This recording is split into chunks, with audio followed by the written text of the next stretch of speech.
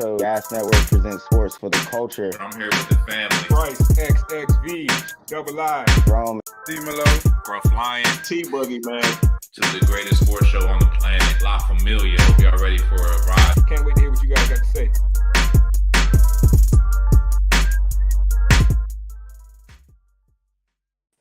Yes, sir. Yes, sir. You know what it is, man. Gas presents sports for the culture. I am tonight's host, Young Rome 22. All the loyal listeners, followers out there, I know you know who I am. If you new, hit that subscribe button on the YouTube. Follow us on Twitter, IG, all that. Download the app, all the good stuff, man. We got a packed show to get into tonight, man. Lots of topics from Baker Mayfield, NBA free agency. We even going to touch on a little bit of Roe v. Wade, man. A lot of stuff going on in the world. But before we get into anything, I'm gonna let the fellas introduce themselves, and I will start with the bottom left, man. T-Buggy. I think this might be the first time I went first, you know what I'm saying, the introductions. I don't know. But hey, I'm here, you know what I'm saying? I got a good ass shirt from Good Ass Sports. And you know what I'm saying? I'm ready to go. I got my palm trees, I'm feeling the vibes, you know what I'm saying? Hey, let's go, man. Wash your hands, wash your ass. Let's get it. Yes, sir, man. I had to shout out my guy first because, as you see, he's got on the fly merch, man. We got a lot of merch over there. Y'all got to check that out. We got the Wash Your Hands, Wash Your Ass T-shirt available, man. The loyal listeners, man, I know y'all want that one. Definitely cop and support. Next, I'm gonna start with the top right. At Bryce, XXV, Double I, a.k.a. Mr. Big Leaguer, a.k.a. my mama's favorite gas panelist. Hey, a whole lot of stuff to get into tonight, fellas. So, it's going to be a long show. Hope y'all got your Red Bulls, man. Yeah, you look like you need your Red Bull right about now, my guy. But we definitely gonna get into it's been a long weekend to week to it's only Tuesday. It's crazy, man. And then last but certainly not least, man, top left. What up, man? Scruff Lion, Good Ass Sports. I just dropped the gasmerchstore.com ticker on the bottom. Yeah, I just did that just now. Yeah, I got keys like that. Yeah, Scruff Lion, man. That's about me. Let's get it. Yeah, man. Y'all definitely again need to hit that gasmerchstore.com. I'm gonna sound like a broken record saying that one, but we definitely got some dope gear. Definitely check it out. You will not be disappointed. But let's get into the show, man. Let's get into these topics, and let's start with the NBA, man. Free agency is getting popping. The big signing that I want to start with is John Wall. We had some interesting conversations in the group chat about this one, and I'm certainly interested to see what you fellas got to say right now. I got an interesting take on John Wall because my man's played about 40 games in about 4 years, which is kind of crazy to me. He's made a lot of money in that span. But he just got a new deal with the Clippers. So what are y'all expecting from John Wall out in LA? I guess that speaks for itself, huh? You know, hey, you know what? And I when I first saw the signing, I was thinking this is a good move for the Clippers. And adding talent typically is a good move. But what I wonder is John Wall really better than Reggie Jackson at this point? And Fair question. I mean, because we just haven't seen him, right? We know peak John Wall is, you know what I'm saying? That's a different stratosphere than Reggie Jackson. But I don't know, man.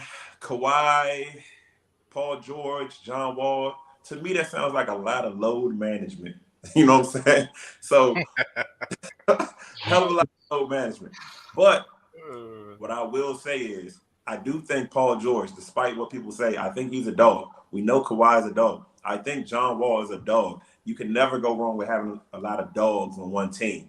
And I don't think those guys have huge egos either. So if you can keep those guys healthy, that team could really make a run in the West. I mean, outside of Golden State, I think that team would have enough to get past the Lakers. So I think it's a good signing. I don't know what I think about Paul, but I think it's a good signing. Getting past the Lakers doesn't have the same ring to it as it used to. But Bryce, what you think about John Wall signing, man? Like, I know you were big on John Wall when he was down here in DC, man, as was I. I don't want to sound like a John Wall hater, but that's not the same John Wall that we're talking about right now. So you got any expectations for him? Yeah, I'm definitely a big John Wall fan for sure. And I think that John Wall is going to come out and surprise a lot of folks. Definitely think he's going to end up starting there. I think he's going to end up there starting point guard.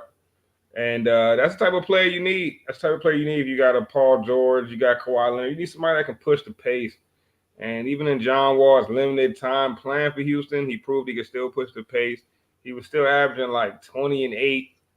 You give that playmaking ability, his ability to play make for other teammates, get guys easy buckets. You get that to Kawhi Leonard and Paul George, two guys who have had to earn a lot of their buckets in their last few seasons.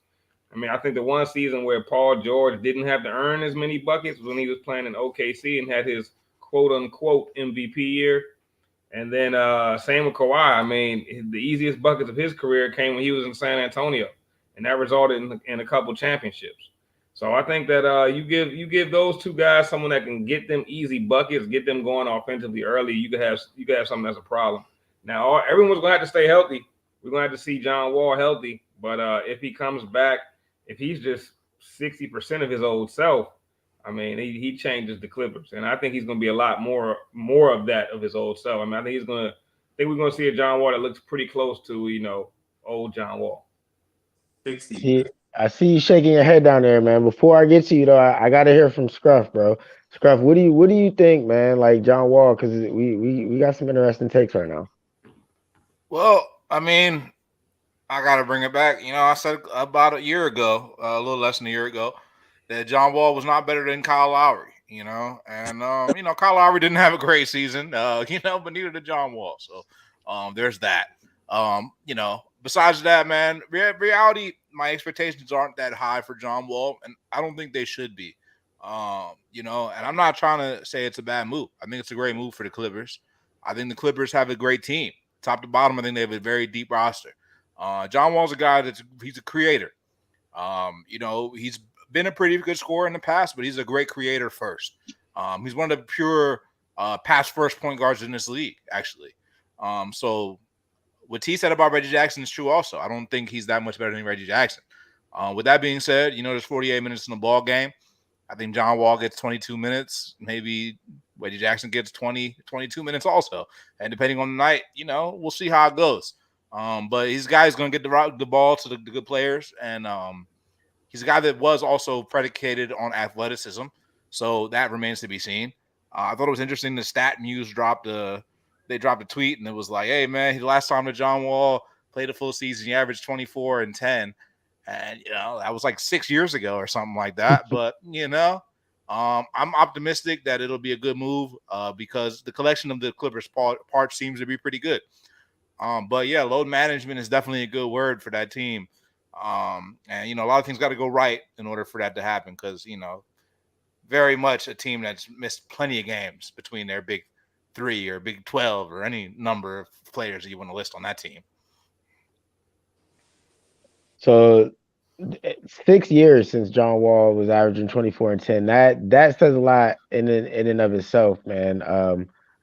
Personally, I don't think we're gonna get anything out of John Wall. I got to see it before I believe anything. It's been it's been far too long for me to sit here for me to be able to sit up here and act like John Wall is gonna give them anything at all. I mean, like I don't know if we've had John Wall as a serious topic on this show since this show has started.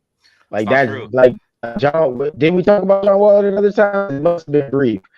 His Wall has been MIA when it comes to relevancy for quite some time. Rome, am I the only one? You know what I'm saying? Rome, you breaking up a little bit, but Oh, I thought it was me. Yeah, like you know what I'm saying? But nah, like I think that's the question, right? The John Wall relevancy. Is he going to be a relevant NBA player? And I do think he'll start, right? I don't know how Reggie Jackson is going to deal with that because if I'm Reggie Jackson, I'm offended. You know what I'm saying? This is a Baker Mayfield situation to me. But right. That's. I'm glad you mentioned that. But if John Wall, right? Bryce said 60%. John Wall at 60% does not help this team at all. John Wall is 60%. Yeah, I don't know. He just doesn't help his team at 60%. I think we need John Wall at like 90, 95, or we could take a John Wall at 70 with a jump shot. I think one of his biggest issues before, even in his prime, was he wasn't a consistent shooter. I do think I watched Jason Kidd get better with age and develop a jump shot. He's been away from competitive basketball for long enough to have developed a jump shot. If John Wall can come in there and just make open shots and let some of these guys even create for him, right? Because Kawhi is going to demand a double team. Paul George is going to command a double team. John Wall is now going to be the guy that they're kicking to make that open shot. It was Reggie Jackson, but no, I think John Wall. He got to be about 85%. He got to be healthy. No, looks like we lost the Lion. The Lion. Hey, all I'm gonna Much say like is, man, John Wall, he's MIA. John Wall, bro.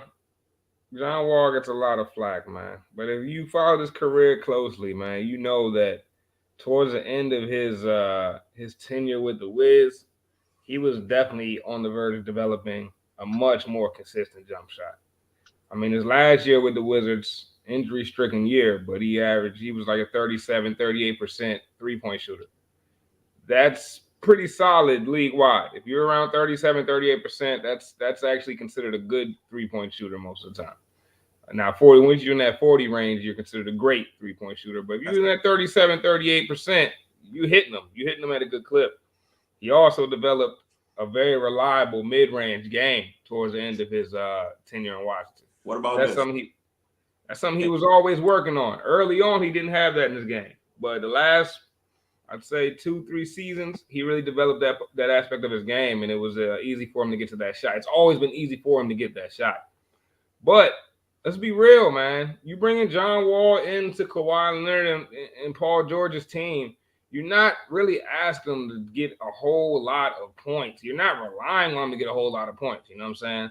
The reason Reggie Jackson has worked on the Clippers so well as of recent is because Reggie Jackson is at his best when he's a primary scorer. This is why when he was in OKC for so long, he was coming off the bench. You know what I mean? Like Reggie Jackson can give you a bucket in a heartbeat, right? But if there's better primary scorers on the team than him, his game, it diminishes just a little bit because he's at his best. Not saying he can't do other things, but he's at his best when he's the go-to option. And John Wall, I think he doesn't have to be a go-to scoring option for him to be very effective. He can get other people easy buckets, and I think that'll really change the game for guys like Zubac and name that random Euro big that the Clippers seem to get every couple seasons. So I think that's who will see the biggest impact from John Wall, because you already know Paul George, Kawhi Leonard are gonna get theirs. They're gonna be getting easier buckets too. I think depending on the health, man, John Wall addition to the Clippers could be one of the biggest additions of the offseason when we end up looking back at it. They got Norman Powell too, another guy that's come from a winning situation. Just give me Houston John Wall on the Clippers. If we get Houston John Wall on the Clippers, the one that was averaging 20 and 8 assists or 20 and 7.5 assists and 4 rebounds, that changes the Clippers completely. I guess Zubac just signed a 3-year extension, by the way. I like Zubac too. He's a dog. He all right. What? He all right. He all right. He better than most centers that can score. He score more than DeAndre Jordan. I mean, this is not a league for centers anymore. Yeah, I know. That's why y'all sleep. I'm gonna stay sleep, comfy. I guess my only other question is, defensively, can John Wall stay in front of someone? Like, see, that's that, and John Wall was always credited as being a good defender. But if you really watch John Wall, you know that like John Wall, the best part of John Wall's defense is his reflex. You know what I mean? Like his reflex and his help. That was many years ago, bro. John Wall was never really a shutdown on ball defender, and this is from somebody who watched damn near every game John Wall played as a Wizard. But I'm not saying he was a bad defender, but he wasn't really a good defender. He was good at getting steals, because he has great reflexes, being able to read the open court, shoot gaps, and get steals. He was great at getting chased down blocks. Like he's one of the all-time block leaders in Wizards history, and he's a point guard. And in fact, over his run, he was probably 1 or 2 in blocks at the guard position. I think only D Wade was ahead of him for most of his time, year in and year out. So that type of defense, don't get me wrong, man. On-ball defense is very important, right? But there's very few players who are great on-ball defenders. You know what I mean? But help defense, you can be good at that, and that's also very important as well in today's NBA because it's quick turnovers, quick buckets going the other way. John Wall can provide that, but he was never the guy to lock down somebody on the opposite end. He was never that guy. I mean, I feel like Wall. I'm not going to disagree with any of that. I feel like he was disruptive as a defender, though. Hand in the passing lane, chase down blocks.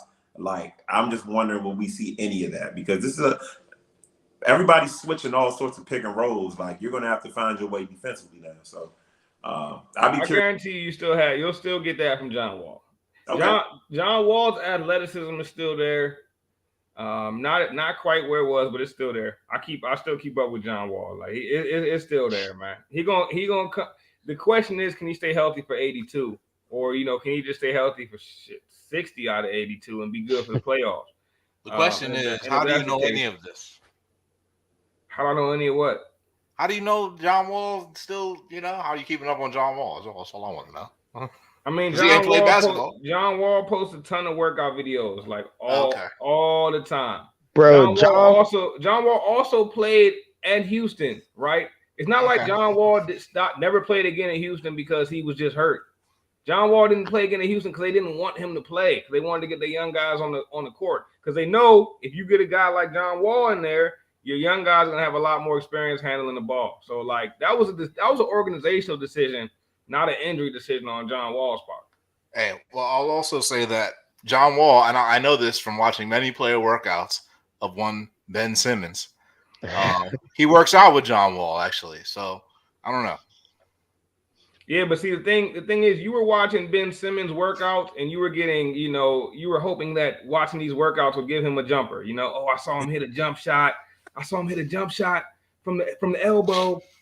Ben Simmons, he might got a jumper now. Like, nah, bro, that's not what I'm doing. I'm just watching his workout, seeing that the man still has lift. Like, I'm seeing if the man is still moving laterally. If it looks fine, like, I'm not really judging his skills off the workout. And from what I've seen, man, he's always gonna have that athleticism. John Wall, the greatest player of all time. Hey, go ahead, bro. Shout out to John Wall, man. I never forget seeing John Wall in Rose Bar, man, like weekend after weekend, just getting it in, bro. So that's good. Dude, man. That's good. And hopefully he finds a lit. I know he's gonna find a lit clubs in LA. Man, John Wall be in the club. Oh, he gonna have a great time. He probably already got one. He definitely know the spots. He probably do. To LA. I think he's following the brunch scene. Hey, man. My man had a run where every weekend I was out, I used to see John Wall. I was like, damn, don't you got a game tomorrow, bro? Y'all just played. I remember one time, bro. Me and my brother went to the club. I swear, we watched the game. We watched the game at the bar and then walked to the club from the bar, bro. And it felt like as soon as we got in the club, John Wall was there. We was like, bro, your game ended like 15 minutes ago, bro. How you already in the club, dog? Like, he's ran straight from the game to the club, man. I believe you. I saw John Wall one time, went to a Wizards game. John Wall was driving into the arena as I was getting to the game. You know what I'm saying? Like, I seen him top back in what might have been a Ferrari. Murcielago, I don't know, but it was a very expensive car. I think it was a Ferrari. But yeah, my man getting to the game as I'm getting to the game. Like, nah, I used to see my man around. He used to be riding around the city all the time. That damn, I think it's that Rolls truck. That Rolls truck, man. That joint clean as hell. But Wall, that's another reason I used to rock with Wall, man. Is he really, he really put DC on his back. Really, you know what I mean? Took on that role in the city where he was like he was a part of it more than just playing for it. So he kind of became a part of the city, low key. That's why John Wall always holds a dear spot in Wizards fans and Washington fans' hearts. I think the national view of John Wall has become a worker that's been stealing checks. But in DC, the view of John Wall is still pretty high, and we shall see how things play out for John Wall. But I'm happy that he's got another job, and I'm happy to have you back to the basketball court. I mean, that's a terrible fair. narrative, too. Nah, I think that's a fair narrative because But how is that a fair narrative? what has he done? What has he done since he left DC other than steal money? Bro, I was literally in a meeting today with coworkers, and they were talking about John Wall. They were like, "Yeah, man, this. I wish I was John Wall, man. He just gets checks and doesn't work." And that's the perception. There's a thing called a contract, right? And after you sign it, you know what I'm saying? There's these things called guarantees. You know what I'm saying? And a lot of this money is guaranteed. So when my man but he signed the contract for what? Playing basketball or going to the Rose Bowl? Wait, my man signed the contract. the team he's I'm glad he's guaranteed to be at the Rose Bar. I'm glad. I'm very happy to know that, but it's not what he's getting paid for. No, bro, but he signs the contract. The team he's playing for tells my man they don't want him to play, and y'all mad he getting checks. Like that's like you go to your job, be like, I'm here for work, and they like, nah, Rome, we don't want you to work there, but we just want you to go home, but we gonna still pay you though.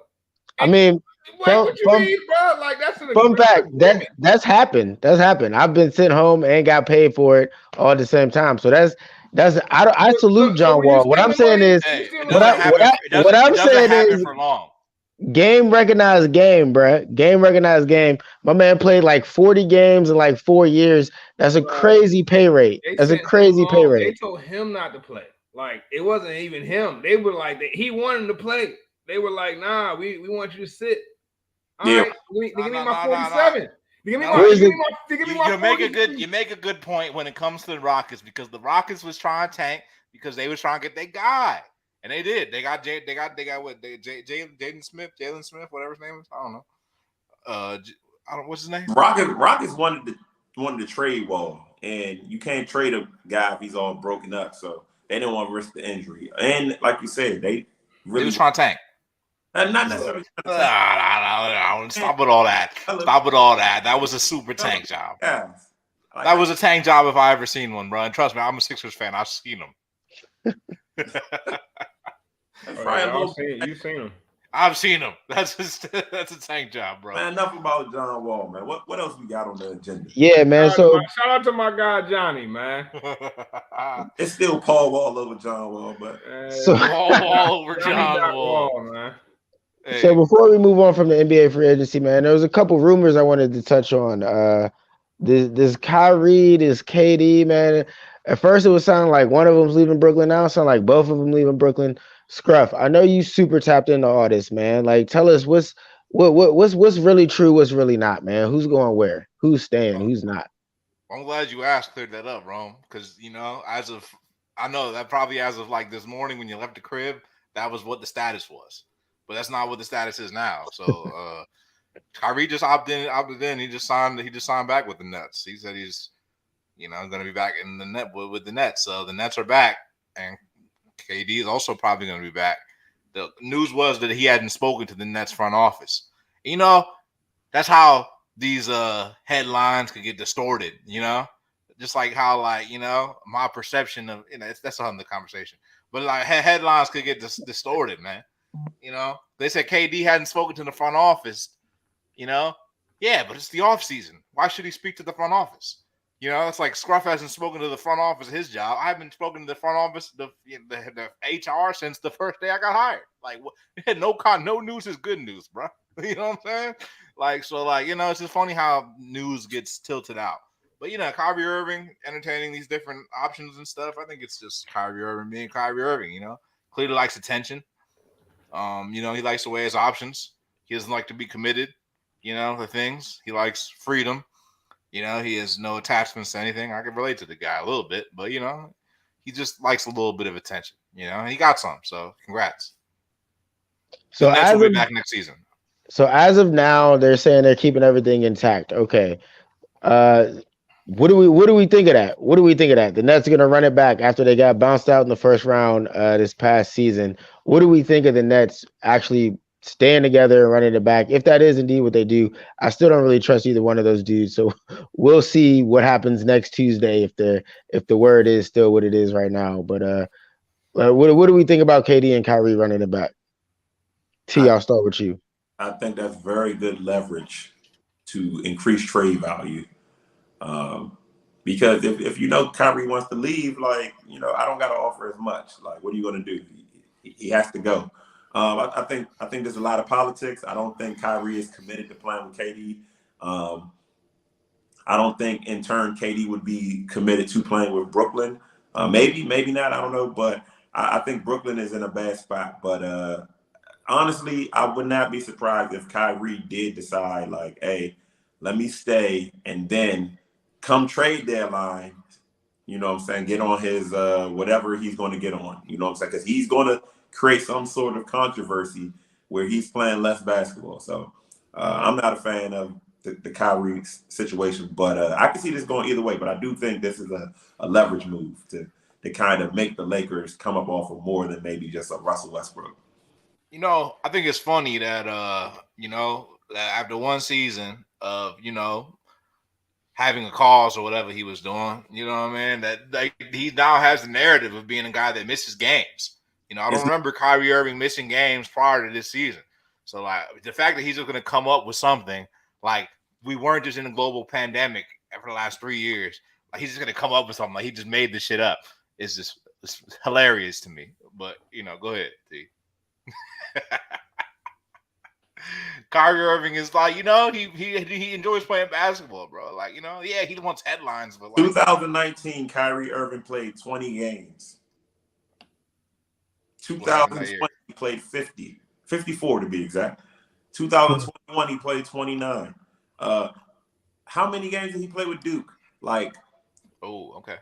I mean, the guy, I'm not like he has more seasons where he's played a lot of games, right? But he's never played 80 games. I mean, maybe that's a lot, right? He's played a few 70-game seasons. But what I do know about Kyrie is Kyrie does what Kyrie wants, and that's typically not the type of personality you want in a locker room. Like, you want a guy that is committed to the team, committed to the org, committed to the franchise, committed to the fan base. Kyrie is committed to Kyrie. And in life, there's nothing wrong with that, but you can't put all your chips into that type of personality if you're trying to build something that's going to last. Yeah, I feel that. Kyrie get a lot of hate these days, man. I got to start with that. Nobody, I don't know if any NBA player gets as much hate as Kyrie right now. With that said, I don't believe that he signed this option with the intent of playing for the Brooklyn Nets. I mean, maybe he does, maybe he doesn't. I still think it's easier to trade him since he signed it. I mean, like, he was the one basically seeking his own sign and trade. You know what I'm saying? Like, so he's out there shopping himself, pretty much. If you can't find one, don't you sign with the other team? Don't you not sign with the team? But all right, let's not forget about the part about the trade part. That's the sign part, Scruff. But then there's the trade part, right? So you have to find a partner that's willing to not only give up someone who might become free soon. You know what I'm saying? I mean, to get someone who might become free soon, but give up assets to do that, to basically get them a year early. You know what I mean? So you're saying that his 1 year opt-in was one half of a sign-in trade? You can look at it like that. I just think it's easier to trade. It's easier to if he's gonna get traded, like, it don't matter. It's easier if he's already signed. You know what I'm saying? Like, if you got to sign and trade, now you got to find somebody, like I said, that's willing to give up those assets in that exact moment. You sign them now, and maybe something changes. Maybe somebody strikes out on trying to get a player they wanted, and maybe Kyrie's the next best option for them. So now they're willing to give up more for him. But if you don't have him signed, you can't really take advantage of that. So I don't see if he. I don't necessarily see him playing for Brooklyn. The question is, are both him and KD going to end up gone if one of them ends up gone? And if you're Brooklyn, what's the smarter thing to do?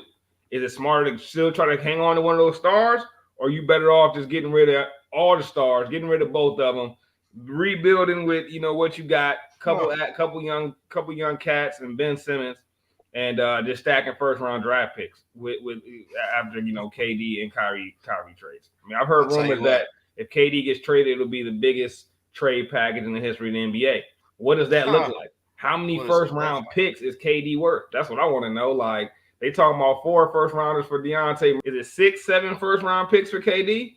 Like, what does that look like? Because let's not forget, if a team trades for KD, he's already locked into a contract. He's got years on his deal. It's not like you trading for KD and getting 1 year out of him. I think he's locked into like 2025 with Brooklyn. So what does that look like in a trade package? It could get interesting if KD becomes a trade chip. It would get interesting. But I don't know. I gotta look at history when it comes to the Nets, man. The Nets have typically been on the wrong side of histories when it comes to trades and draft picks and compensation for these type of things. And it seems like they're on the wrong side of leverage in this situation as well.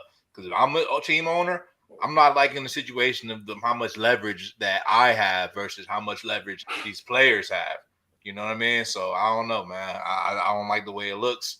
I think that they're going to hold it together.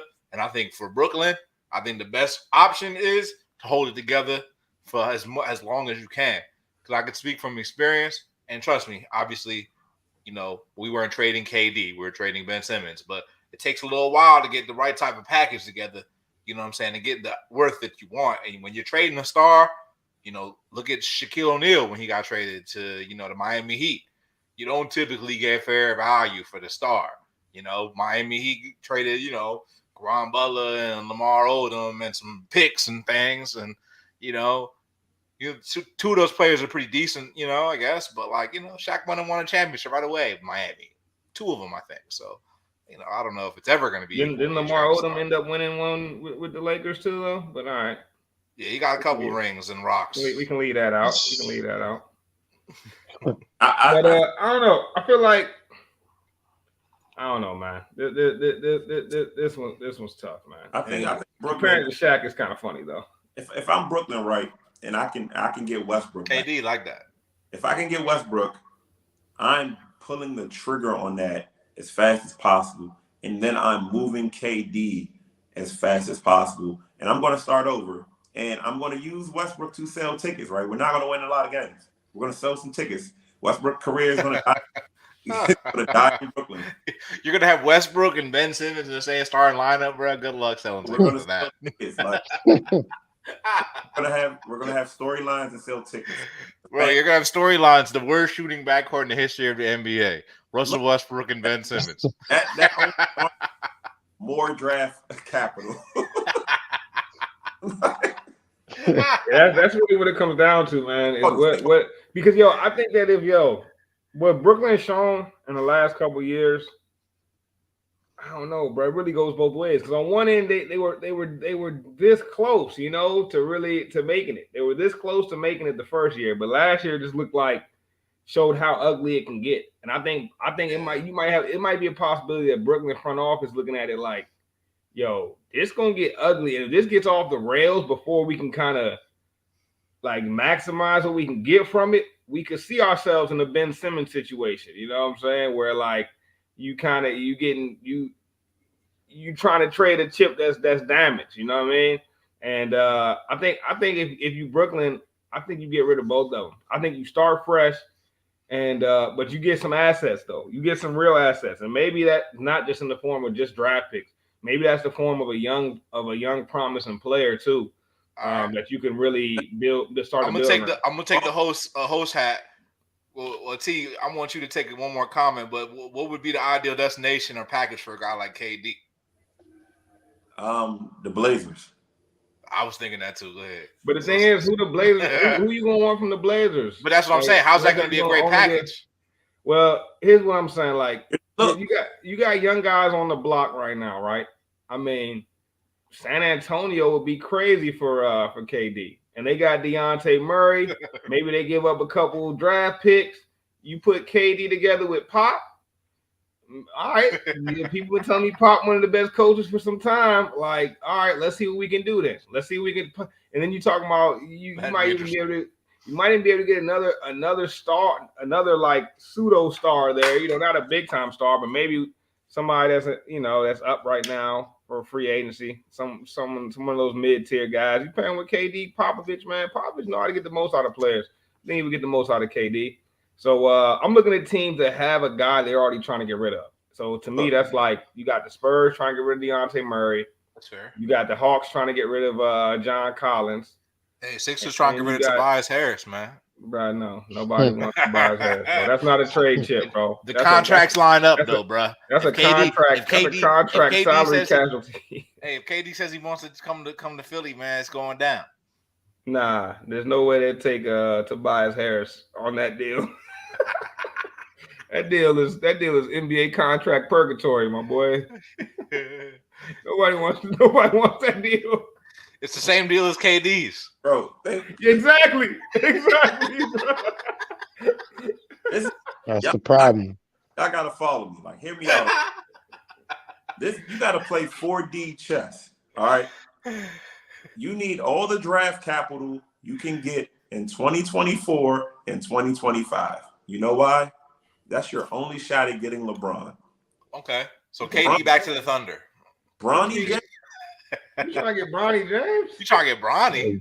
So you're trying to get Bron with it. It's a package. And Bronny as a package deal. Hey, go ahead, bro. I want my man Wembanyama. What's my man name? What's his first name, yo? Boy from France. That's the next guy everybody gonna be taking for. That 7'3" boy from France who just be dunking on them effortlessly. I think it's Junior Wembanyama or something like that. Look, y'all. I'm getting I'm going to get Bronny, and then I'm going to get Bryce. I'm double back and get Bryce. But the whole family. Yeah, I want the whole family. I'm taking that draft capital. But like, bro, if you get enough picks, you can change the course of your franchise. If you don't have a bonehead in the front office just messing it up, because some of these players that you would have a chance to get are so good, your team, like, no matter how bad you try to be, they'll still win. Like, Orlando is going to be good. They got so many young players. Somebody's going to emerge from that. We haven't spoken since the draft, man. I thought that was interesting. You spoke of Orlando. I thought that was interesting as fuck, them taking Paolo Banchero. You know, we talking about these draft picks and things. You talking about picking guys in the same house. That's funny as fuck. But, you know, I think Orlando's a good team. You know, they have a nice little package for KD as well. I don't think anyone would go there, but, you know. They could definitely send a lot of young players, but I think Brooklyn tries to hold on to this because we haven't seen them we really haven't seen Brooklyn with a big three. Like, we don't know the extent of what that big three could be. Like, we got an idea. But T, I think that the way like GMs are looking at it now, like there like once upon a time, you know, you sign a big star and you're happy because your team might be good because you got one of the bigger stars in the league, right? I think now the smart GMs are signing stars and also thinking for the future with the signing and saying, not only did I just sign the star, but I also signed a future trade chip. I think these are what the smart GMs are doing. You know what I mean? I think they're really starting to look at it like that. So it's like, okay, I just signed KD, right? But if the KD experiment don't work out for me, I also just signed 4 future first-round draft picks. You know what I'm saying? Like, I also just signed a trade package for 3 first-rounders and 3 first-round pick swaps. I think that's the new mindset of the smart GM because of how fast-paced the league's moving now with players switching teams so quickly, so effortlessly, right? So I feel like you kind of got to be ahead of the curve now if you're one of the better GMs and really looking at it twofold. Signed a great player, but I also signed a trade chip.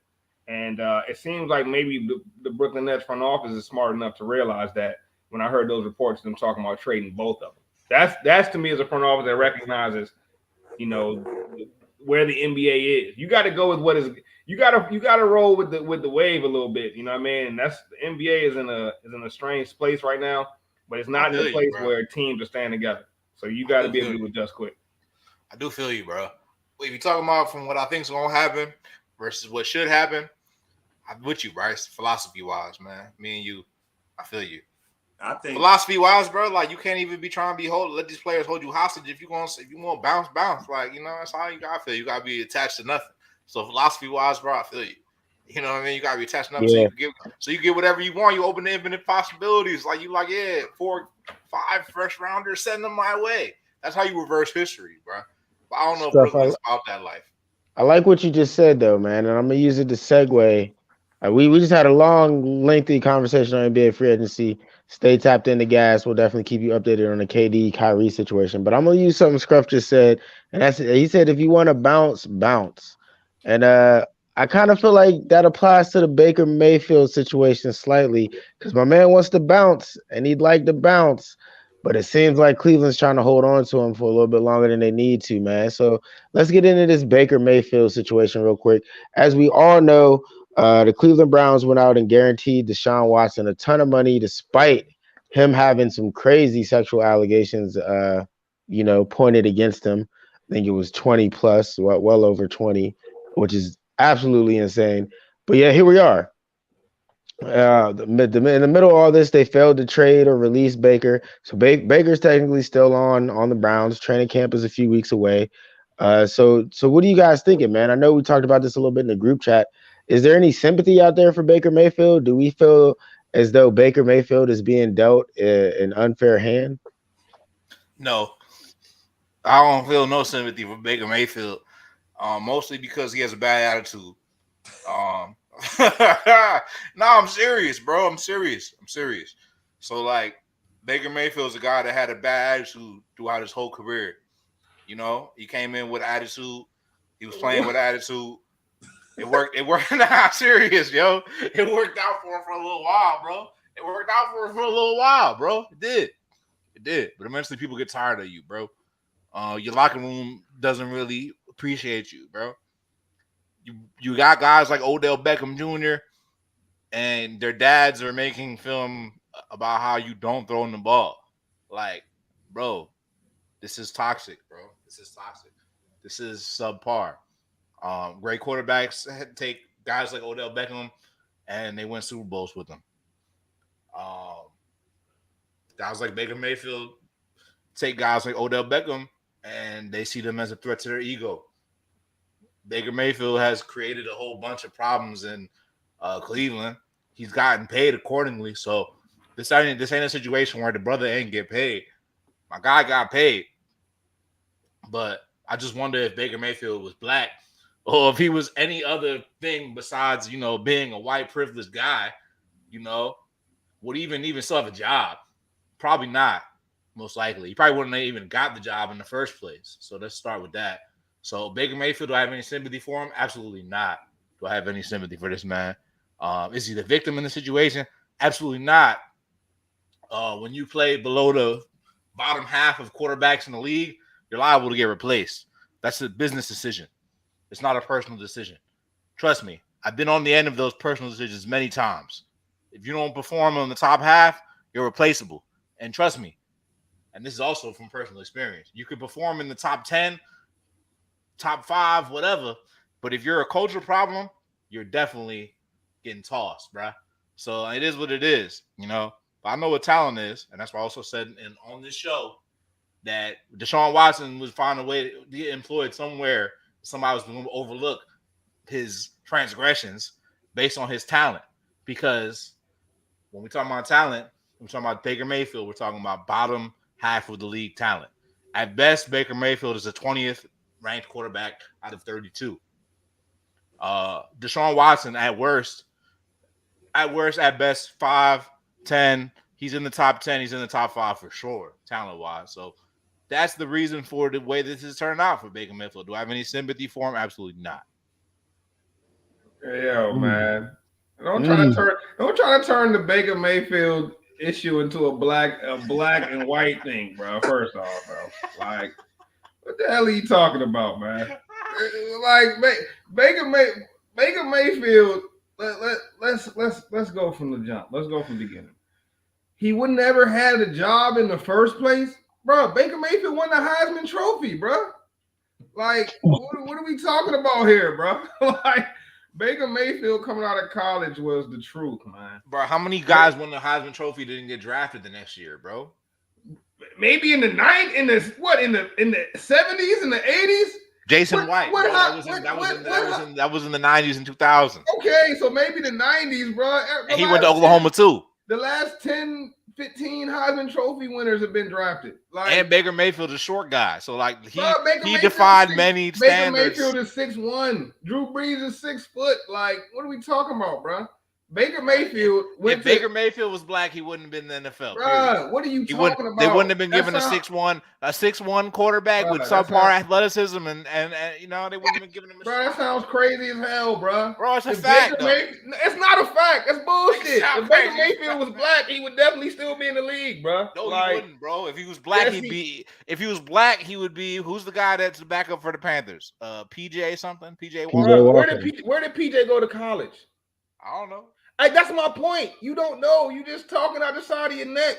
Baker Mayfield was great coming out of Oklahoma, bro. Like, so let's just kill that, bro. So like, Jason White, bro. Let's kill that narrative right now. He was Chris Hanke. Winner. He rose in the draft, not because he was white, because the next quarterbacks taken after him, they were white too. Like he rose in the draft because when you review the film, Baker Mayfield was doing things that showed kind of like what the NFL was turning to. You know what I'm saying? You got quarterbacks that are mobile, that can move in the pocket, that can extend plays, and Baker Mayfield can do that. Not only that, he came to the Browns and gave them their best winning season in probably 25 years. And guess what? That year he won 11 games. That would also be the most games Deshaun Watson's ever won in the season. So we can say everything we want to say about Deshaun Watson versus Baker Mayfield, but if you ask me, they've had pretty comparable teams. I mean, like, yeah, Baker Mayfield had Jarvis Landry. Deshaun Watson had DeAndre Hopkins. Oh, yeah, Baker Mayfield, Myles Garrett. Didn't Deshaun Watson have J.J. Watt on the other side of the ball? Come on, bro. Like, what are we talking about right now, bro? Now, is he as good as Deshaun Watson? No, he's not. I'm not saying that. But to say if Baker Mayfield was black, he wouldn't be in the league, that's blasphemy, bro. Baker Mayfield was a hell of a quarterback coming out of college. He gave the Cleveland Browns an 11-win season, something they hadn't sniffed since the 80s, bro. I don't know when the last time the Browns had 11 wins, bro. And this is what he gets for it. And I understand why Baker Mayfield is upset. You know what I'm saying? Like, you gave your all to a team. Not only that, a team that gave him a pledge before NFL free agency. They told him, Baker, don't worry, we building around you. And then they did this. So it's a layered thing right now with Baker Mayfield. And I feel like I understand why he's not feeling the Browns right now. Baker has the leverage, bro. In a time where the players have control, Baker has leverage. He has a lot more leverage than the Browns. He does have leverage because the Browns need him. The Browns need him. If Deshaun Watson gets a year, like they want Baker to come play. Bro, either way, they need Baker because one, they need Baker either to play or they need Baker to be a trade chip. So either way, they need him more than he needs them at this point because he already got a bag. He already got a bag, bro. So he's not tripping. So all right, Browns, y'all did some Brown shit once again. I got y'all. I finally turned y'all into a winner, and y'all did some Brown shit again. So now I'm looking at you like, all right, cool. Just get rid of me. Just let me go play somewhere. We got some crazy takes coming in here right now. We got my man Scruff comparing, saying Baker wouldn't even be in the league if he was black. We got Bryce comparing Baker to Deshaun Watson, which is almost just as crazy because he's not on that level. He hasn't shown anything like that. There's one winning season with a really bad team. I don't think puts him in the realm of Deshaun Watson. They're on the same team. They both got one winning season. They're on the same team, so they're in the same realm, of course. Because they're not in the same realm. In the quarterback room, that's what you're looking at. First of all, Baker Mayfield is in this situation because of Baker Mayfield. If Baker Mayfield was drafted first overall by the Cleveland Browns, correct? So why are we having this conversation? They got Odell, Bryce, you talked about it. They had Myles Garrett. He's had the same type of talent that Deshaun has had, but yet nobody talks about Baker in the same way that we talk about Deshaun. But Baker was drafted before Deshaun was drafted, maybe in a different draft, but he was drafted before him. So, what are we saying? What more does Baker Mayfield need? If Baker Mayfield was supposed to be all this number one pick, then they would have never brought in a sexual predator. That would have never happened. We wouldn't be here if Baker Mayfield was as good as he was supposed to be. So I'm with Scruff. I don't feel any sympathy for Baker Mayfield. And to say that, him and Deshaun have had the same type of teams only proves the point of Baker being a failure. Because you can't say that he's turned them around to be a failure. What number one pick? And this is where Scruff's argument has some water. Because what number one pick What first overall pick? That means they picked you over every player in that draft. Can come out and have 3 6-win seasons. 3 6-win seasons. You point to that 111-win season in 4 years. The other 3 seasons, he's come up with 6 wins. That's not a winning season ever. So you got 1 out of 4 winning seasons, and you're the number 1 overall pick, and we're supposed to bring you back for another season.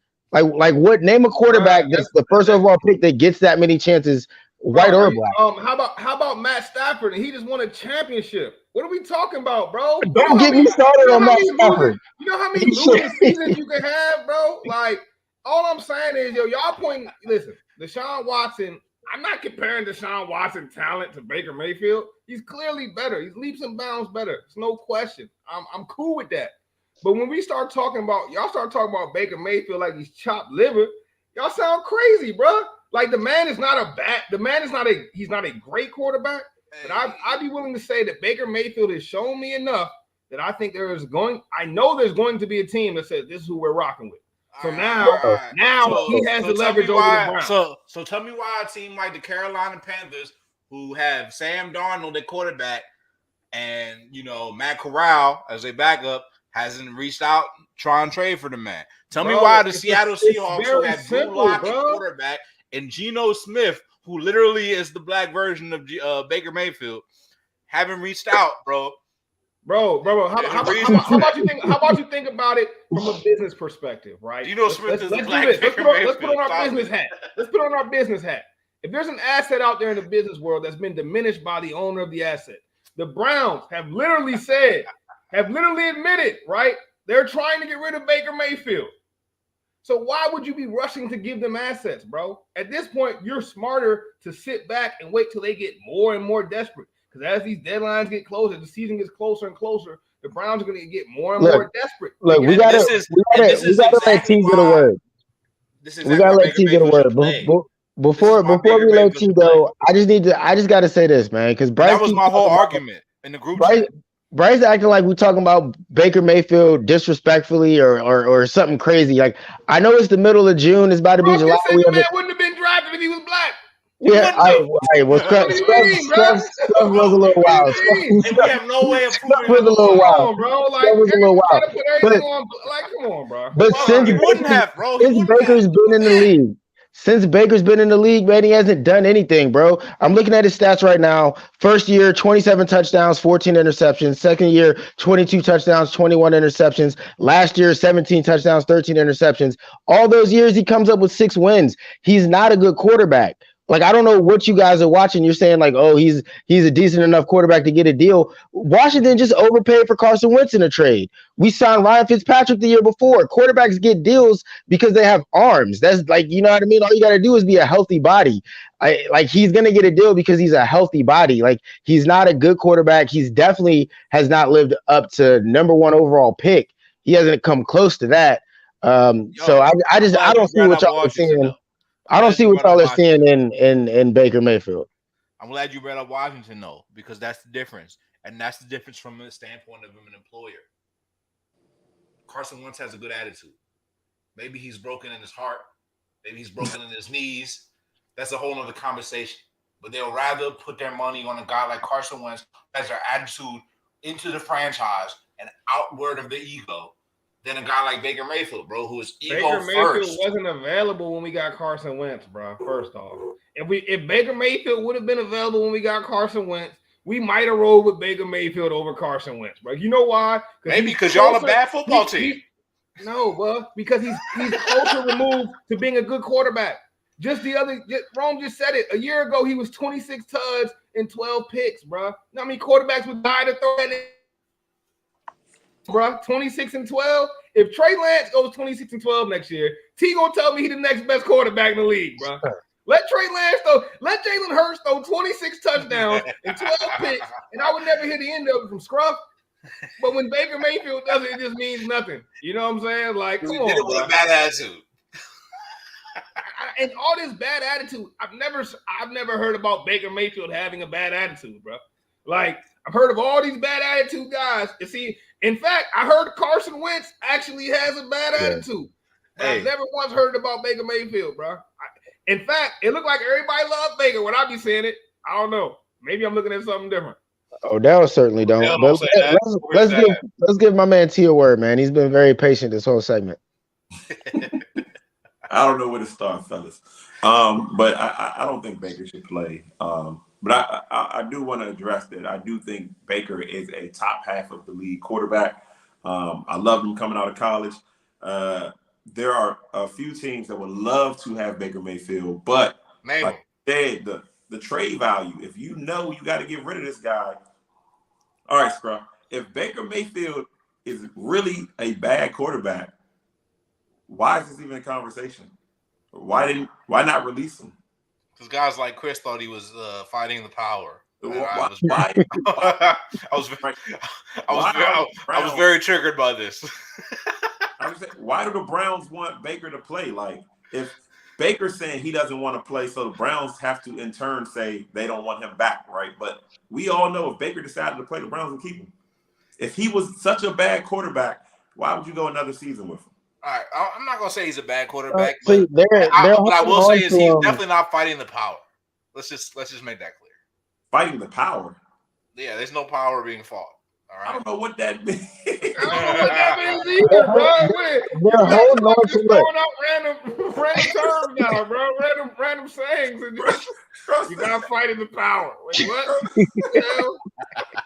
What's going on here, man? He's not fighting the power because he's more. He was got the job off. Make you think this man was racist.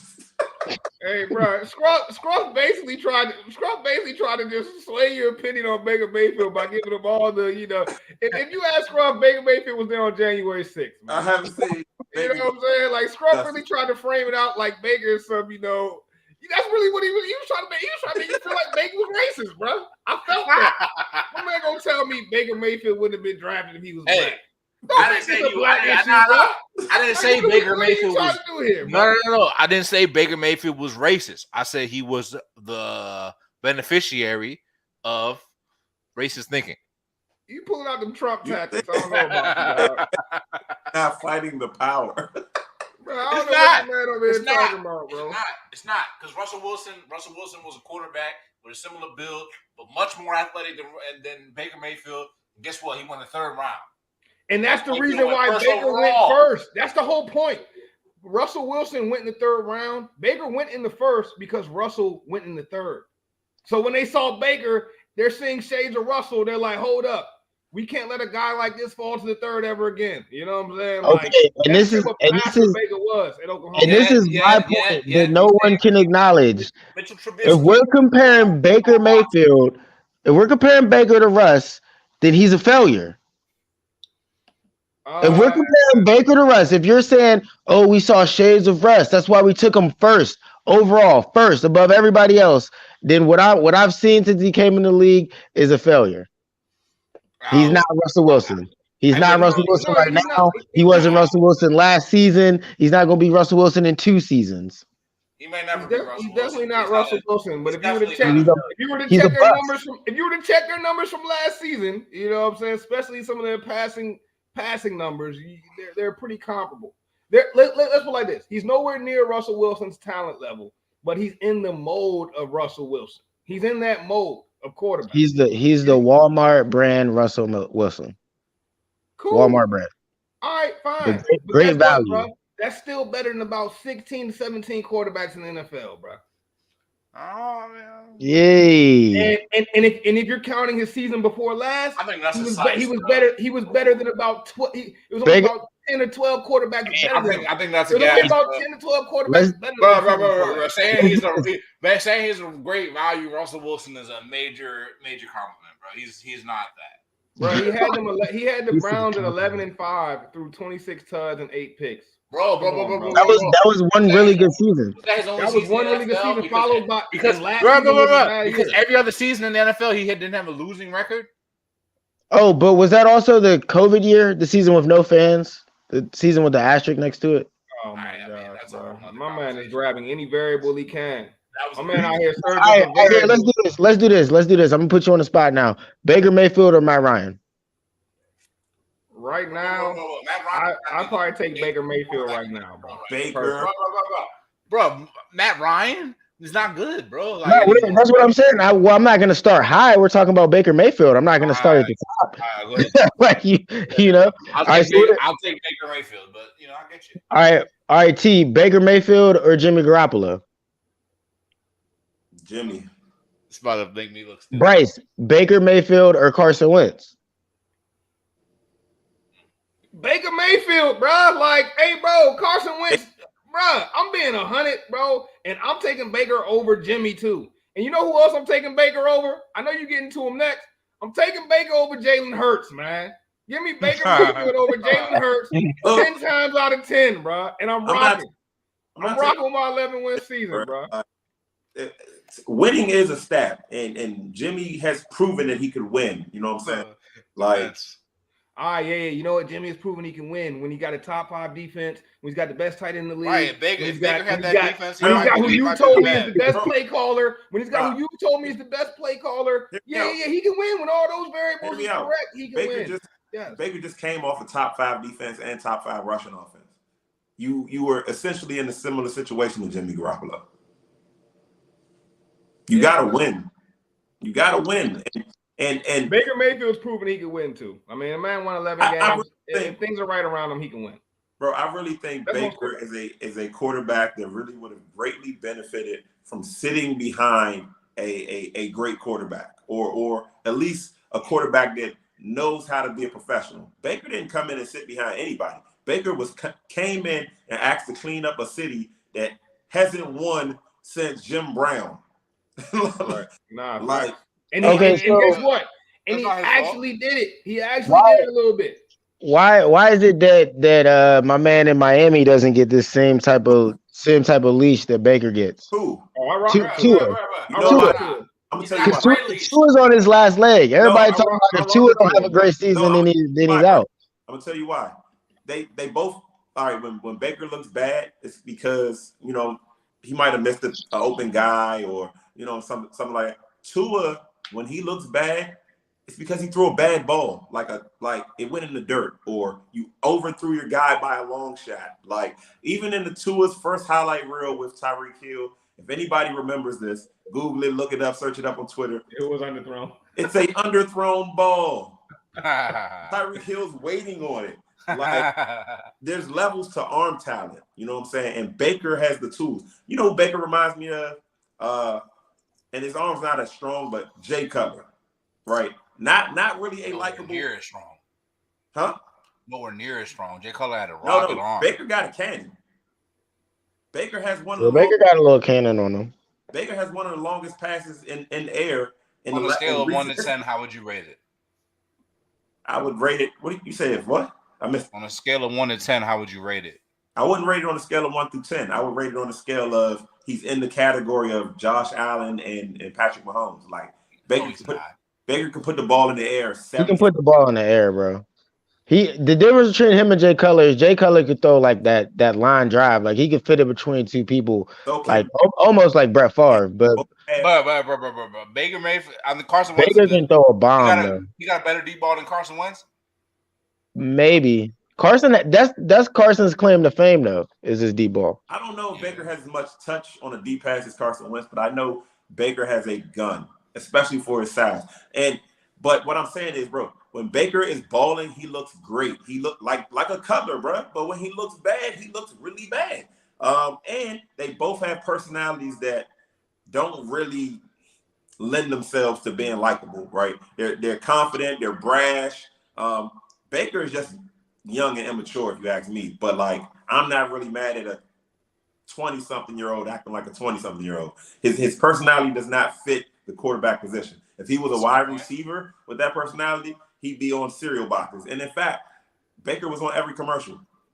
And I think his teammates like him too. And I think that's the main thing. Like Jay Cutler's teammates didn't really like him. You know what I mean? Right. Carson Wentz's teammates have seemed to not really like him.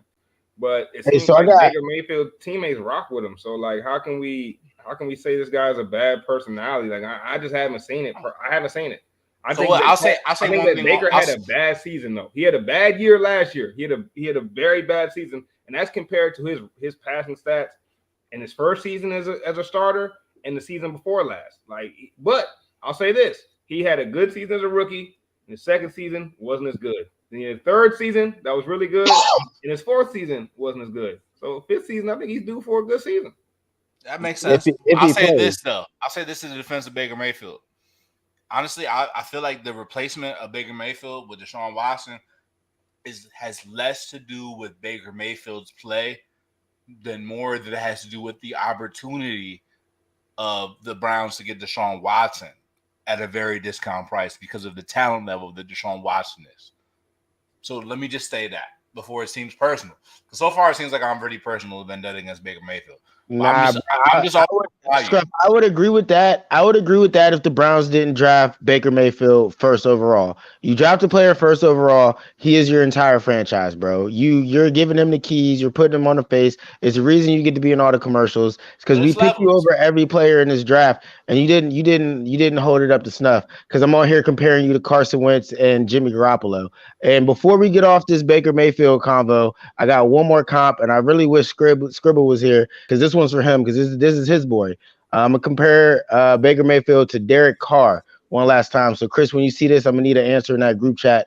Baker Mayfield or Derek Carr, and I want to hear an answer from all three of y'all. Who you taking? Derek Carr, and I won't even have to think twice about that. Yeah, Derek There Carr. There you go. So Baker Mayfield, bottom half of the league. Well, let's keep it. Derek Carr might be top 10 though. I gotta throw that in. Let's rank the quarterbacks. Let's rank all the quarterbacks in the NFL, and you tell me if Derek Carr is top 10, brother. I think Derek Carr is top 10. I think Derek Carr is probably I guarantee you, if you start listening to all the quarterbacks out, he'll never be top 10 in your list. No. Let's not do that. I think Carr is probably better than David Carr. Carr is probably at 10. Carr's probably at 10. I mean, shoot. Patrick Mahomes is 1. Russell Wilson's in the top 5. Josh Allen's probably 1B. You know, he's in the top 5. Okay. So after those three, who else I got? Brady, Rodgers, of course. Then I got to get into the two young boys, Burrow and Herbert. I say are in that category. Kyler Murray. So that's now I'm in Derek Carr territory. I'm 7 in, and now I'm in Derek Carr territory because now I gotta say, is Kyler Murray better than Derek Carr? Okay, Lamar better than Derek Carr. I give Lamar better, but when I get to Kyler Murray, I'm like, haven't really like they around. So, bro, is Deshaun Watson better than Derek Carr?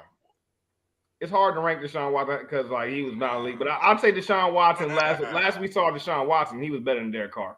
But I put I put Derek Carr right on that 10th spot. That's 8 quarterbacks now. Kyler Murray, yes. I'm not sure if Kyler Murray is better than Derek Carr, bro. Joe Burrow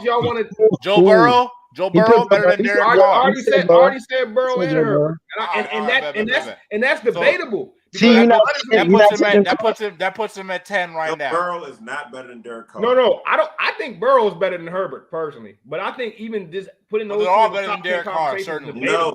I'm not putting Derek Carr territory. I think we need to run some tape, man. I don't think niggas had Derek Carr rated like this a couple years ago when we first started. I don't think niggas had that. No, you're right. But should I have him rated the same way I had him rated 2 years ago? Maybe 2 years ago, not. Baker might have been in my top 13. Because then you would be guilty of what Scruff is guilty of. Bro, that's 2 years. That's 2 years gone by. You'll switch after 2 minutes. Scrubble because life changes that quick. Scrubble changed his whole opinion of his. Scrubble changed his whole life outlook in an hour. Like, yo, I'm contemplating life right now. I just saw the sun come up, and I think. It'd be like that though. It'd be like that sometimes. So let's do it like Scruff do it, man. Let's hit some quick topics right quick, man. I'm gonna throw a couple quick topics at y'all, get y'all opinion on it right quick, man. As you know, some things change, some things always stay the same, and one thing that's changing but staying the same is the Manning name when it comes to professional football, man. We just got Archie Manning out here committing to, I believe it was Texas. Correct me if I'm wrong.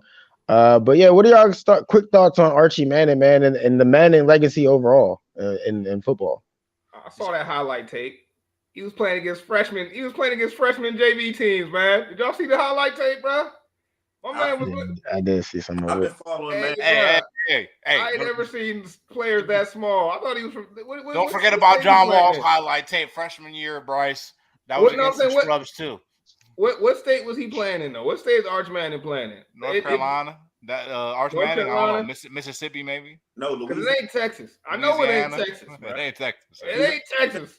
It ain't Texas. Because them boys he was playing against was looking kind of sweet. But Arch Manning, you know, he got the name. He got the name. And he has the resources. We know that. We know that off the rip. They call him the next great Manning. It's hard for me to say he's not until I see him perform. I do feel like Texas is kind of like quarterback purgatory, man. It's a lot of names over the past 10 years, quarterback names that went to Texas that just never became nothing. That really never became nothing. I believe was it Bo Nix? Was that their last big Yeah, I remember him. Was he in Texas? There was another guy. They had another guy that was supposed to be a dog. They had Shipley. They had Shipley's brother. I think he was a quarterback, was supposed to be nice. I don't know, man. I feel like you go to Texas playing quarterback, you just don't end up being what you could have been. I think back to Vince Young, man. I thought Vince Young was going to take the league by storm. He had a little run with the Titans, but, you know, it wasn't what I thought it would be. But I he feel was like great at Texas. doesn't You produce can't say he quarterbacks. wasn't great at Texas. Now, he was great at Texas, but in the league, he just wasn't that guy. And I don't know. I feel like Texas, the last. With all due respect, What's my man, Sam Ellinger? You remember Sam Ellinger? He was supposed to be a dog, bro. He was like top-rated quarterback coming out of high school and went to Texas and never heard nothing again from Sam Ellinger. I think he did make the league, maybe with the Patriots or somebody, but I'll say this about Vince Young, though. I'll say Vince Young probably wasn't expected to be as great as he was.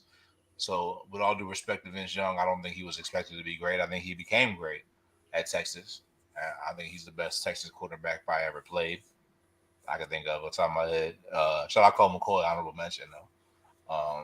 Yeah, Colt McCoy. Remember Colt McCoy? Colt McCoy was a dog in college, bro. I know y'all boys fuck with College Colt McCoy. College He did win a dog. couple games for y'all. Definitely college dogs for sure. Hey, he done dogged a few games for the Washington football team. Don't think I forgot about y'all. I think it's going to be rough for Manning. I think he's an average athlete. I think he has average arm talent. But what I do know about that position is sometimes you can build a quarterback. You know what I'm saying? Some of those guys are naturals, but that's a position where you can really build a guy. And, bro, you got Mannings to break down game film with you. You know what I'm saying? I know Kyle Shanahan says he talks to his dad before every game planning. Bro, you get the game plan with Peyton. You'll get the game plan with Eli. You'll get to say, hey, what should I do against cover 2? What should I do against cover 3? Hey, this is a bear over front. Like, where do I go with the ball? That alone, that type of pedigree alone will get you to the league. Will he ever be a, all-star, Pro Bowler? I from what I've seen, I don't think so. I actually looked at some of his tape. I looked at some of the teams he played against. He wasn't playing in the toughest league. In fact, his team got blown out in the playoffs. His last high school game, they lost like 40-something to 7. I think he went like 6 for 15 with 100 yards, 115 yards or something. Like, he couldn't throw the ball, couldn't move the ball. So I don't be surprised if you see this guy go and redshirt a year and not even start as a sophomore. But I do think he has enough pedigree to get him to the league eventually. But I don't think he'll be Peyton or Eli. I think there's another Manning somewhere in the pipeline, even if it's going to be his son, because, he's the son of the wide receiver. He's one of the, to be respectful of the legacy, he is the son of the least athletic Manning. No, he's the son of the most athletic Manning. That did not make it to the NFL. Yeah, his father was a receiver. His father wasn't a quarterback. So, okay, my bad. I automatically say by most athletic, I mean he made it. He didn't make it. His dad made it. No, he was the most athletic. He just wasn't a quarterback. He was a 6'4" receiver, I think they said. But he didn't make it to the NFL, and the other dads did, though, right? Well, yeah. So what you're telling me is he's the son of the man that was getting wet willies in commercials. Yeah. It's a fact. He's the son of the Manning guy that didn't make it, is what I'm trying to say. Yeah, he's the son of the Manning that didn't go pro. So based on your characterization of him, it sounds like he's also going to be not too far from the good old chip off the block. I mean, he's not going to make it. I don't know. Apple don't fall too far from the tree. That's what you said. He said he's not likely to make it. And I'm going to tell you something different. I think he is going to make it. I think he is going to make it. I think he'll make the league, but what he does after that, I just don't know if he has the talent to go further. I don't. I'm about to say, what are we basing this off of that he gonna make? I don't know if he makes the league, man. I don't know what he's basing it off of, but I'll tell you one thing: his name alone. Based off the name is one thing. The biggest thing I'll tell you is the evaluation level of the quarterback has to evaluate in order to play the game, and what demanding fraternity has offered is something that is a very, very collectively nice little quarterback room to have to tap into. I think there's good chance. I think one thing, will he be a successful quarterback in Texas? Absolutely. I don't think there's any mistaking of that. Red shirt, a year, 2 years, whatever. You know how college football is. When you get your moment, you get your moment. He's going to have his moment. He's going to ball out at Texas at some point. It might take 2 years. It might take 3 years. It doesn't matter. Arch Manning will have I think Arch Manning a credential building season, and he'll get drafted. Will he be a first-round pick? Arch Manning will be a first-round pick. I think Arch. Will he be a successful quarterback? I'm going all in. I'm going all in. Hey, I guarantee you, your man gonna watch a clip of him next week. He gonna come back and he'll be like, "Yo, Arch Manning, yo, he ain't it." Yo. I got a question. I give him a week max. Is Arch Manning a better football player than Bronny is a basketball player? Yes. Yes. Where are we getting? Wait, hold up, bro. Where are we getting this? Y'all didn't watch the Arch Manning tape. Y'all need to go ahead with this bullshit, man. I've been watching. I've been talking about Arch Manning for years now. No, we haven't, bro. I have. Look, this is why I said that, and it's because what T said earlier. And he's 100% spot on. You can pretty much build a quarterback, right? Like if you have, and I kind of alluded to this earlier too, man. If you have minimal arm talent, but you have like the know-how, you have the understanding of the game, you know where the players are lined up, you know how the defense is attacking you, then you're going to get pretty far just by knowing the game and being 2 steps ahead of everybody else. You don't necessarily have to have the best arm or be the most athletic to be successful in that position. And what better factory to be built in than the Manning factory? I mean, this kid is getting spoken about now really because of all the coaching that he's presumably gotten from Peyton, Eli, and everybody else that's in that camp. And you got to think about the resources that they can tap into for him with their name. You don't even have to get the coaching directly from Peyton. I'm Peyton. I can go get the quarterback coach that taught me everything I know, and you can just sit down with this dude. You know what I mean? Like you have unlimited resources, all the backing in the world. And with that behind you, all you need is the minimal amount of talent. So I think Arch Manning is definitely a better football player than Bronny is a basketball player, simply because Bronny has to work a little bit harder at his craft than Manning would. One thing I will say about this whole situation is that it's assuming that what you're saying, Rome, is you're assuming that that Arch Manning has a strong family dynamic. Like Peyton Manning is there at his games, he's coaching them up. Eli Manning's at his games, coaching them up. And I'm gonna speak to my own self, bro. And I'm gonna sound like a deadbeat cousin or some shit, right? But like, yo, my little nephew, bro, he be breaking necks in karate, and he nice as shit at football. I was throwing the ball with him the other day, he was getting right. But like, yo, I cannot take claim on this man's athletic ability, bro, because I've seen this man like once every 365. Like, come on, bro. Like Eli Manning's gonna be there every day, coaching this man up, coaching this kid up. Eli Manning and Peyton Manning, how involved are they really in this kid's life? Bro, if you tell me that you spend a week with Uncle Eli and Uncle Peyton throwing the damn ball, I'm telling you, by the end of that week, you're coming back a better ball player. I'll tell you how invested they are. Like the Mannings, both of them, Peyton and Eli, have both seen this guy play in high school. They've gone to games. I've known about Manning for a while. The most impressive thing he's done to me, done so far that I've seen is. Oh man, your man, he's a wild boy. I get like I'm Deshaun Watson. Oh man, you know Arch Manning personally, huh? No. Yeah. I don't know nothing about no Arches and no Mans, but I know Arch Manning. And My man came in 10th grade and took the starting quarterback spot. You know what I'm saying? And that's major. You know what I'm saying? It's major Most high school his quarterbacks. grandpa and his uncle was probably politicking out the ass, motherfucker. No, Man, they bought the new science building. They bought the Manning Science Building. Nigga, if you want to know, Bryce, you play high school football. I play high school football, and I ain't trying to point no fingers at nobody, but bro, we know damn well that's some political shit. So Arch Manning was gonna get the quarterback spot as soon as he fucking was able to fucking throw the rock 10 yards, bro. Problem, like when they evaluate quarterbacks, right, it's not just what you did in high school. They go to camp, they go to combines. And what I can say is, bro, Manning throws a beautiful ball. He's not Spencer Rattler. He's not going to throw it 75 yards on a rope. But Manning. Spencer Rattler, he just got benched last season. Exactly. And Spencer Rattler is he has better tools than Arch Manning, right? He's a better thrower of the football than Arch Manning. But he don't got all pro uncles to tap into. But that's what I'm saying. The quarterback position is about, bro, what do you know? Like, can you lead men?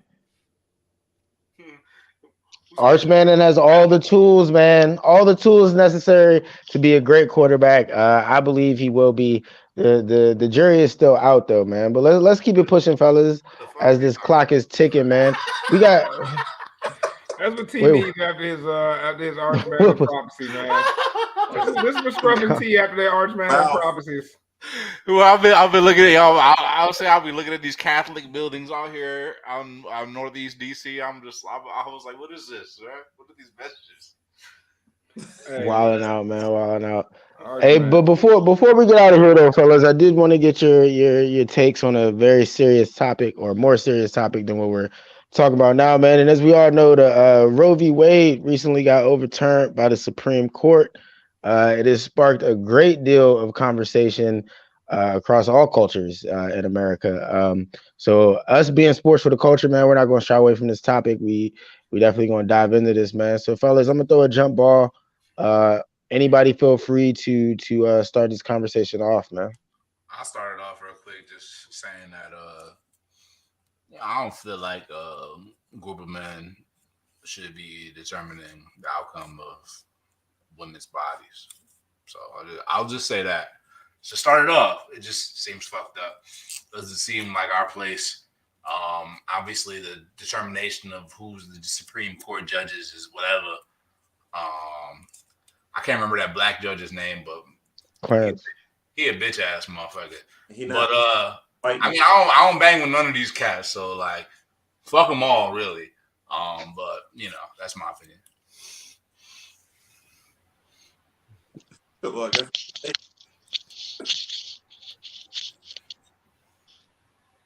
Go ahead, T.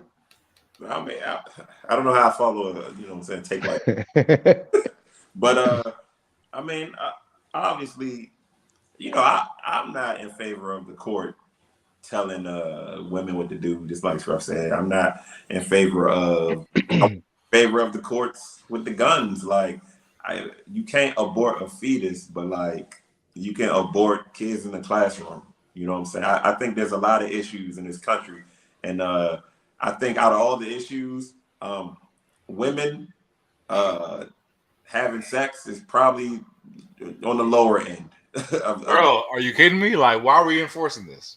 Yeah, like, go ahead. Like out of all the things we need to fix, you know what I'm saying? It's like, bro, I need an engine for my car, and they say, man, we got to make sure all the locks work. Like the car is broken, and you worried about the locks. Like, even if this is an issue, right? Even if you believe a life is a life at conception, right? This is not the issue that this country needs to be fighting. But here we are. You know, the result of the Supreme Court justices picked by the orange villain, you know what I'm saying, your boy Trump. So here we are, man. Like, I don't know, man. I don't know. I do understand both sides of this argument, but I don't see what's lost by letting women decide to have abortions, right? Can a woman go to the military and shoot at the Taliban? And can a woman go kill insurgents? The answer is yes, right?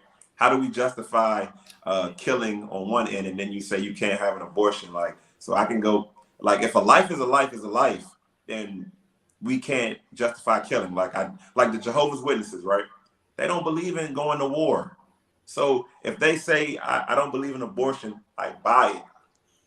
But the same group that is saying pro-life, they love the military. They love the U.S. dropping bombs. They love the guns. They love the killing. So, you know what I'm saying? It doesn't match up to me. You know what I'm saying? Like, it just lets me know it's not about life.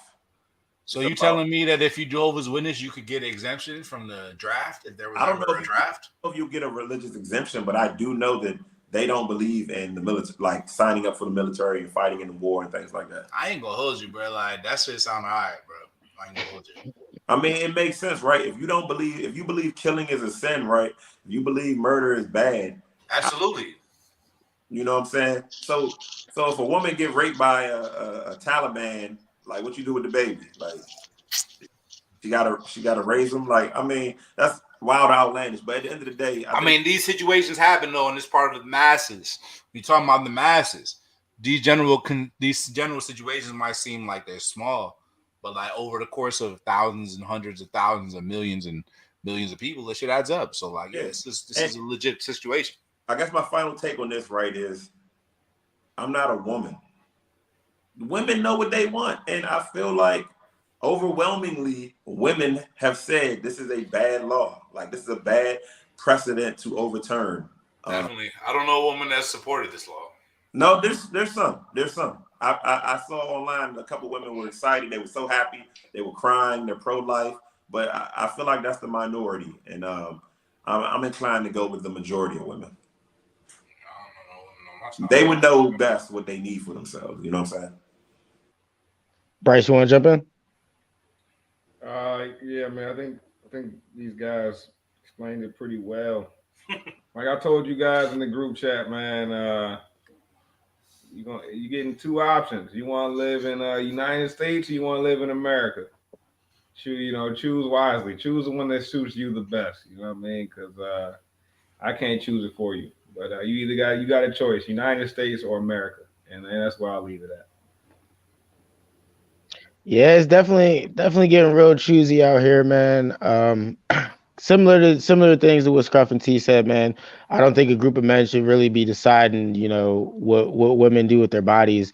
I've had a lot of conversations with men and women on this topic the last few days, and one thing that I feel like I've started to learn, or that started to sink in a little bit more than it did when I've had this conversation in years past, is that abortions don't necessarily.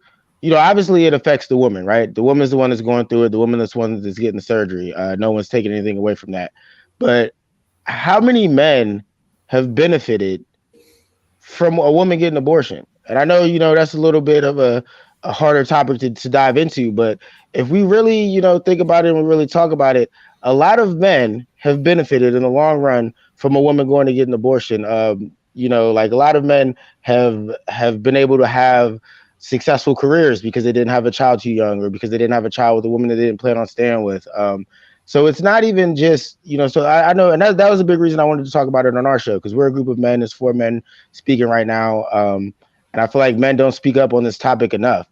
So I thought it was very important that we, give our takes on this, because at the end of the day, it certainly affects women, a lot more than it affects men. But if we're being real and honest about it, like it affects men in a certain way too, and a lot of men have benefited from women getting abortions. So I don't think that it's fair or right for a lot of men to just be silent or ignore this topic, because you might not feel like it's hitting you directly because you're not a woman, but it's definitely affecting all of us. It's a human rights issue.